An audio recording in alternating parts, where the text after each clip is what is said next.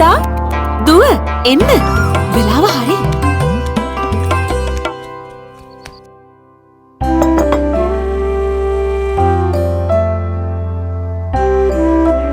හරි දැන් කමු. අපි කිරිබත් කමු. නංගි මේ පැත්ත බලන්න ඕන තාත්ති කවනකොට. කොහෙන්න අයියා? හරි. ඔන්න දැන් අම්මි. ඇයි තාත්ති හැම අලුත් අවුරුද්දකම තාත්තිම අපිට පළවෙනි කට කවන්නේ?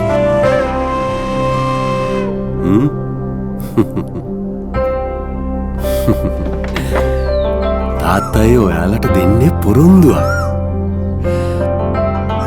ඔයාලව හැමදාම හොඳින් බලා ගන්නවා කියලා. දැන් අපි කමු. කන්න.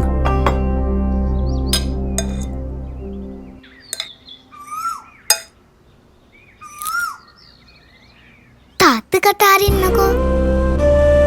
මේ මොකද මේ?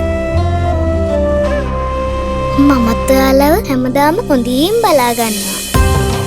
චාරිත්‍ර නැකත් සිරිත් මේ හැම දේම තුළ ඇත්තේ යහපත් සිතිවිල්ලක්. මේ අලුත් අවුරුද්දේ ඒ සිතිවිලිවලින් අපි එකිනෙකා අවුරුද්ද බෙදාගමු. ඒ සිතිවිලිවල ඇති පොරොන්දුව හැමදාම රකින්න වැඩ කරමු. මේ අලුත් අවුරුදු සිතිවිල්ල කමර්ෂල් බැංකුවෙන්.